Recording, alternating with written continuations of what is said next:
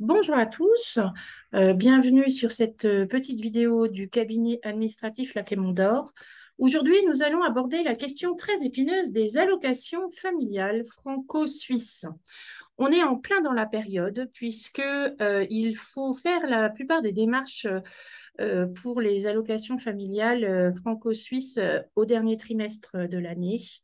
Nous sommes dedans, ça y est, le mois d'octobre a commencé, il reste 3 mois pour mettre le dossier au carré.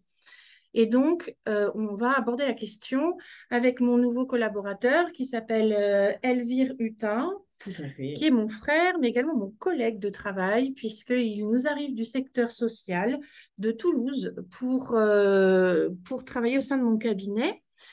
Et lui, les administrations, c'est quelque chose qu'il connaît depuis le début de sa carrière.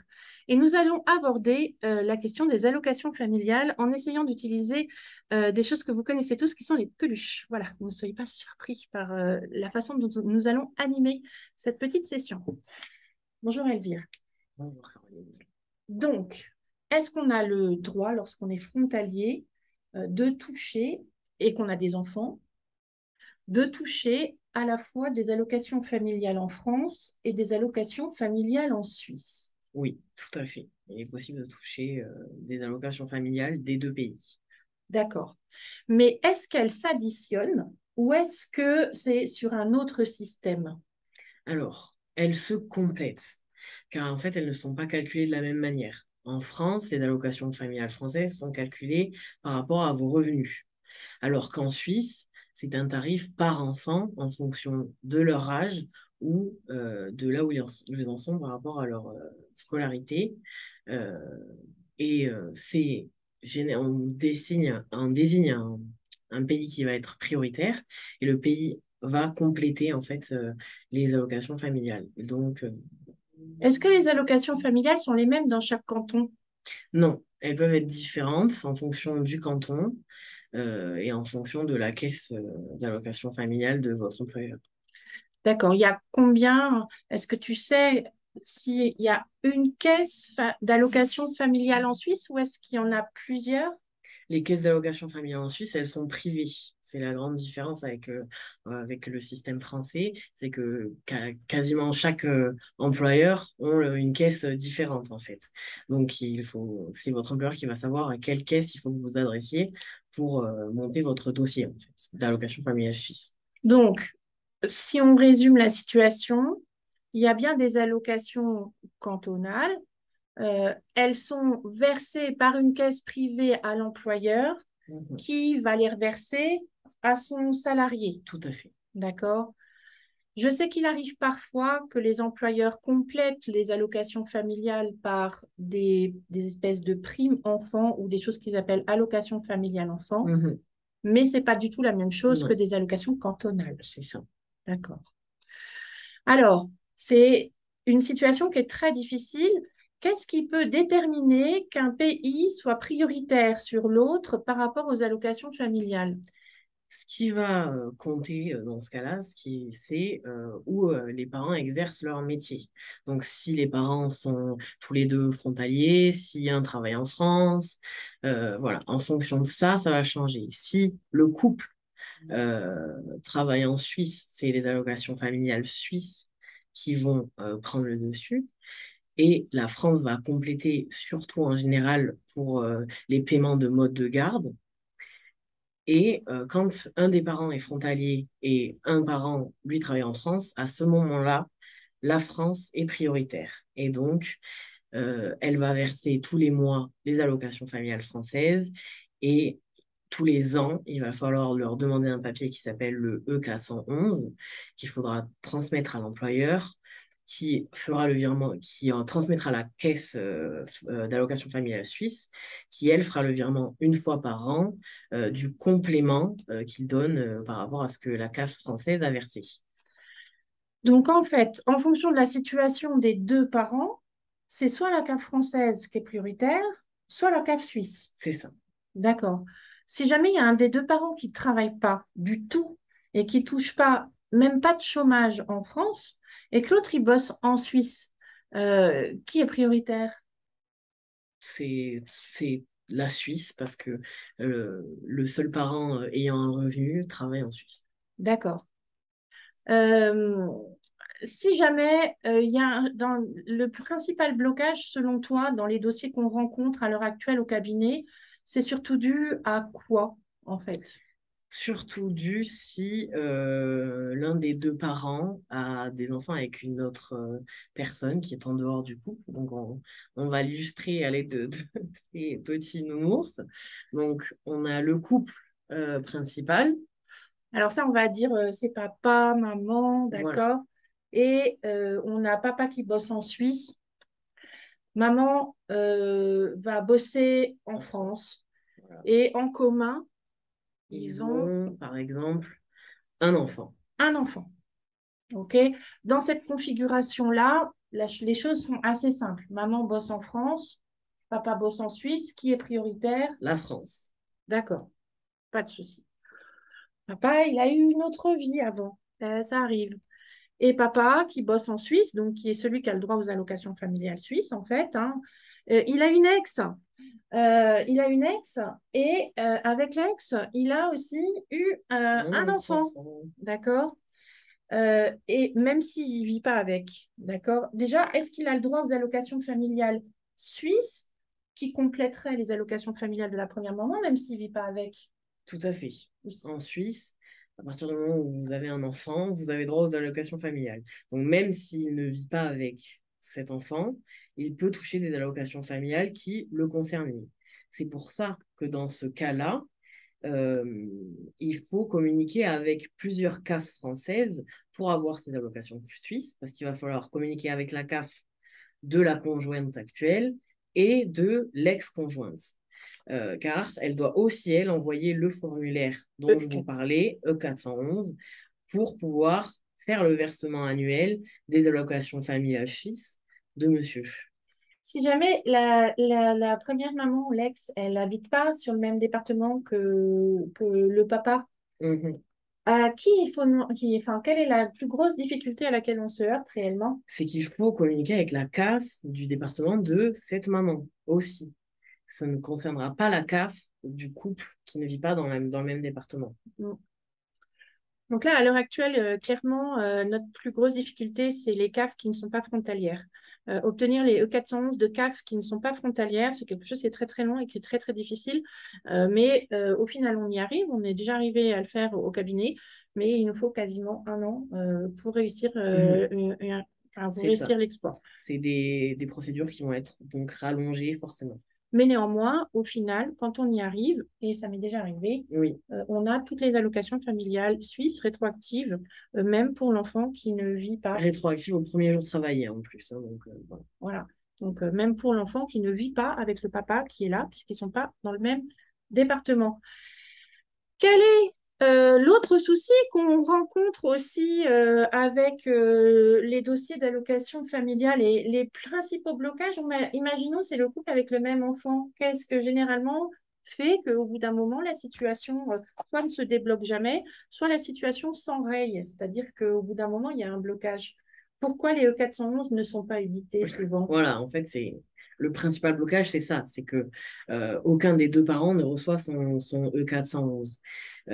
Parce qu'en fait, il est édité qu'une seule fois par an, entre généralement janvier et février. Mm.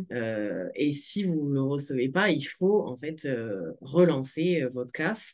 Et c'est là où ça peut coincer, c'est parce que du coup, on dépend des délais de traitement de votre CAF et de leur bon vouloir à nous envoyer le 411 qui manque pour ces années. De quoi la CAF a besoin pour faire les E411? De quoi la CAF française a besoin pour faire les E411, pour éditer les E411 par enfant? De quoi est-ce qu'elle a besoin comme information et qu'est-ce que loupent souvent Voilà. les parents? De quoi, qu'est-ce qu'on fait principalement? C'est ça. Alors, elle a besoin d'une déclaration de votre situation, en fait. Quand on est frontalier, avec la CAF, il faut déclarer sa situation quasiment à chaque changement d'employeur, de contrat, peu importe. Et donc, si elle n'est pas à jour sur votre situation, ça va bloquer car elle ne va pas éditer le 411.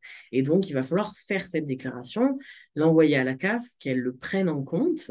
Donc, encore une fois, délai de traitement en CAF et qu'elle débloque ensuite ce formulaire 411. Et ça, c'est vrai que c'est le papier que les couples de frontaliers oublient souvent d'envoyer.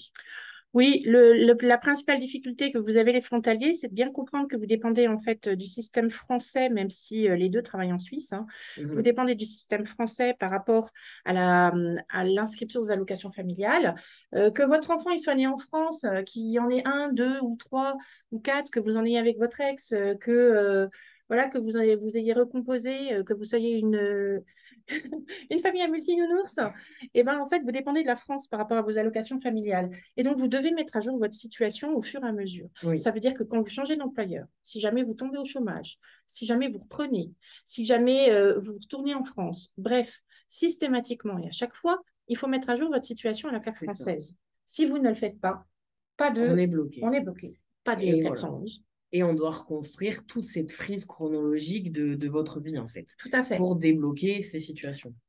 Et ça veut dire que, soyons clairs, de quelle somme on parle? Parce qu'on pourrait se dire, voilà, est-ce que ça vaut la peine que je demande les allocations familiales suisses, surtout si je suis obligée de me mettre tout le temps à jour à la carte française. Donc, ça me fait cric de faire la mise à jour. Oui. Mais prenons le canton de Vaud, d'accord? C'est combien, tu sais, un classique? C'est 300 francs par enfant. D'accord, un enfant, 300 par mois, Par hein. mois, hein, oui, oui. Un deuxième enfant, 600 par mois. un troisième enfant, 800. non, 900? 900, pardon, 900. par mois. 900 fois 12, voilà, bah, ça fait beaucoup, hein. Surtout si votre dossier est rétroactif de plusieurs années. Voilà, 900 fois 10, ça fait 9000 balles par an pour trois enfants, par exemple. 900 fois 12, voilà, 9 et 9, 18, hein, ça fait 10 800 francs pour trois enfants pour une seule année. Voilà, et encore, là, c'est juste une estimation avec des peluches, d'accord? Mais si les peluches sont plus grandes parce qu'elles ont dépassé, elles sont en études supérieures, ou alors elles sont en apprentissage, ou alors, voilà. Sachez que, à quel âge ça s'arrête les allocations familiales suisses, tu te souviens? C'est 14%. Non, non, Non, non. voilà, plus tard. Pardon. Oui, c'est C'est 25 25 ans ans. quand ils sont encore en études. Donc, ça veut dire que si jamais vous avez un grand, d'accord, Mhm. il est en études supérieures et il est en études supérieures quelque part en France ou à l'étranger, parce que moi j'ai des enfants qui font aussi leurs études en Espagne, au Portugal, etc. Et voire même, il habite vers votre ex, en fait. Bah, s'il a moins de 25 ans, il a le droit aux allocations familiales suisses. Et par exemple, le canton de Vaud, il y a une majoration de 60 francs, je crois, ou 40, et donc on est aux alentours de 340 francs par mois. Mhm. C'est une sacrée aide Un sacré. pour les études supérieures des enfants. Euh, Comment est-ce qu'on se débrouille au cabinet pour arriver à décoincer les situations? Alors, les situations les plus bloquées, généralement, combien de temps au minimum on arrive à décoincer une situation? Quel est le temps de traitement à l'heure actuelle au niveau de la CAF? Au C'est fini. 4 mois, quelque chose comme ça. Je dirais au minimum 4 mois. Après, le temps qu'elles prennent en compte, sauf que il faut aussi le temps que nous montions le dossier avec vous. Donc voilà, ça dépend aussi de combien de temps on réussit à récupérer tous ces papiers, etc. Ouais, il faut beaucoup de papiers. Voilà, Clairement, la plus grosse difficulté, souvent, c'est aussi de récupérer les papiers dont on a besoin pour que le dossier soit complet pour la CAF suisse et la CAF française, tout à en fait. fait, hein. Donc ça, c'est notre plus grosse difficulté. Après, le fait que vous ayez des ex qui soient partis vivre dans d'autres départements enfin, vous ayez des enfants, en fait, qui soient partis vivre dans d'autres départements que les départements frontaliers, en fait, hein. Donc, comme en plus le papier du U411, il est édité qu'une seule fois par an, eh bien, des fois, on a des dossiers qui peuvent être bloqués un an et demi. Et donc, on a des délais qui sont extrêmement lents, mais on y arrive quand même. Donc, Voilà. voilà. Donc, on vous attend. On est au dernier trimestre de l'année. Les demandes de 411, elles doivent être au maximum envoyées en décembre. Mhm. J'invite surtout les papas célibataires dont les ex habitent dans d'autres départements, donc à se précipiter maintenant pour demander Vers les CAF, oui. vers les CAF des ex, d'accord, pour demander les 411 ou alors à nous appeler au cabinet. J'ai parfois des papas qui me demandent, oui, mais si jamais je récupère les allocations familiales, est-ce que mon ex va en toucher une partie? Soyons clairs, oui, normalement, oui. Maintenant, il y a des arrangements à faire et toutes les séparations peuvent se... Enfin, voilà, il y a des séparations qui se passent à l'amiable. Donc, l'important, c'est que les sous arrivent là où est l'enfant au final et qui servent à son éducation et à son entretien. Donc voilà. Donc maintenant, Elvire, en interne, s'occupe spécifiquement des dossiers d'allocation familiale. Exactement. T'en as fait combien là déjà depuis un mois? Oula, au moins 3, 4, 5, je pense, facilement, hein. Ouais, et puis on en a au moins un ou deux en Et oui, commande. on en a en cours. Je parle des dossiers finalisés, mais on en a en cours encore. Ouais, ça fait en tout, entre ceux qu'on a finalisés et ceux qu'on a en cours, on doit être à peu près une dizaine. Oui, je pense. Donc sur un seul mois. C'est ça. Donc c'est comme c'est le moment. Et si vous voulez qu'on gère vos dossiers d'allocation familiale rétroactif ou alors vos demandes de E411, parce que je sais qu'il y en a certains, tous les ans, il faut demander les E411 parce qu'ils ne sont pas édités de façon automatique. Oui, N'hésitez pas à nous appeler au cabinet. tout à fait. Voilà, bah écoutez, Elvire, il reçoit spécifiquement les frontaliers les mardis soirs, Mercredi soir. mercredi soir et vendredi après-midi ou Oui, vendredi matin. vendredi après-midi. Vendredi après-midi. Donc, n'hésitez pas à prendre rendez-vous sur le sujet des allocations familiales avec Elvire. Il étudiera votre situation et commencera à composer le dossier pour récupérer vos allocations familiales. Bon courage à tous. Bon Merci beaucoup. courage. Au revoir. Au revoir.